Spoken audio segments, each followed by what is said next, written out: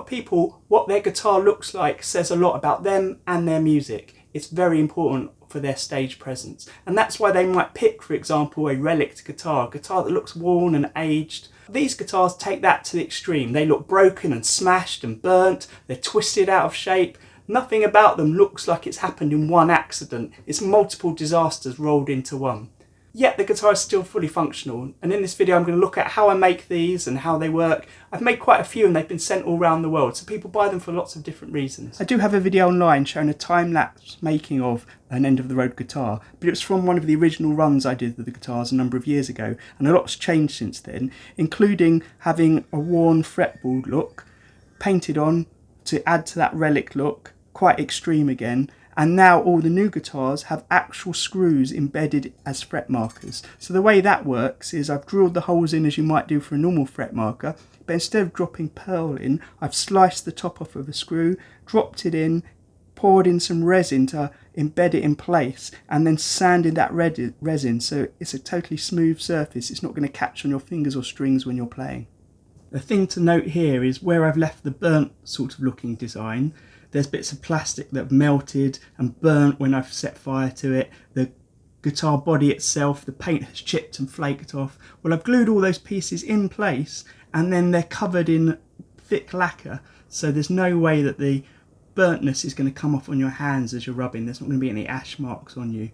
The pickup pieces that are broken up like this are glued in place, but this part comes away like a normal pickup cover so you can access the controls underneath. There's also some extra wires in here just for the aesthetic look that aren't really needed.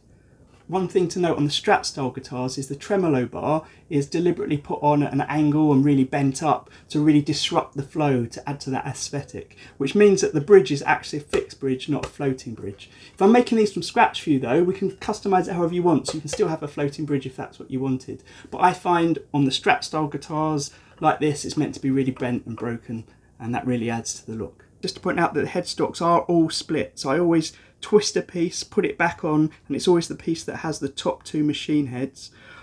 It's put on a bit like a scarf joint, if you imagine on an angled neck on something like a Gibson with a really strong adhesive, but then there's two metal rods that go between the two parts to stop it slipping, to really hold it in place.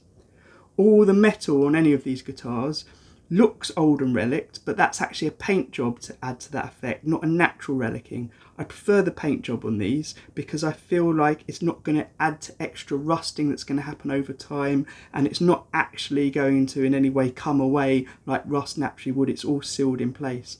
I also then hand paint extra parts in it like this to emphasize any of the cracks, and that's all over all of the bodies. One thing that I've really tried to do on the Strat design to add to the broken and off-center look is to take the middle pickup out so it's no longer functional and push it to a strange position so it really disrupts the flow of the guitar, which means we've now got the neck and the bridge pickup as two extreme positions of a three-way switch, and the middle position is the neck and bridge together, so no longer a five-way but a three-way.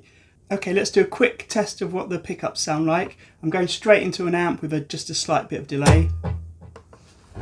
Let's start with the neck.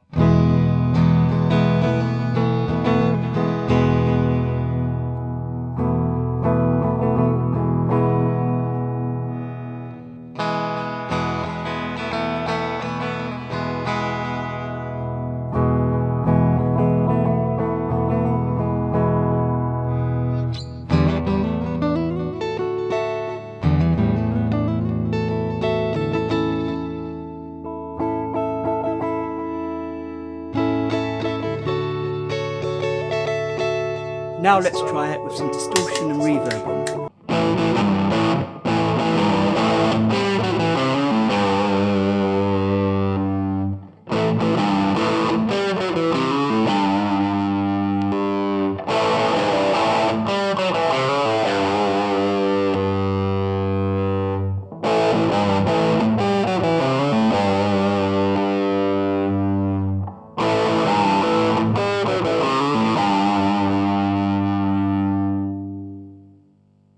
So if you do like these end-of-the-road guitars, there's three ways you can buy them from me. Number one is you can look at my website and see what I have in stock. I also sell through Reverb, Etsy, eBay and various other places.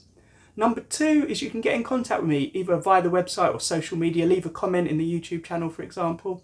And we can talk about making a guitar from scratch for you. So thinking about what body shape it is. Is it guitar? Is it a bass? Is it a telly? Is it a Strat? Is it something else? We can think about the body colour, the finish it has. Does it have stickers on it? What about the scratch plate, the hardware, all the different combinations you can think of. I can customise the pickups. Basically anything can be turned into the end of the road design with a bit of work backwards, forwards between the two of us. The third option is you could send me a guitar you've already got that you think needs a new lease of life into it, or a destroyed lease of life into it, and I can convert any guitar for you. So let's have a look at some of the designs I've made before to see if any of those spark any interest or ideas in you, and do get in touch if you've got any ideas.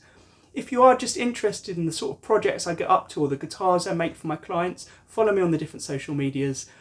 Also my YouTube channel is full of instructional videos and how-tos. But until next time I see you, happy strumming.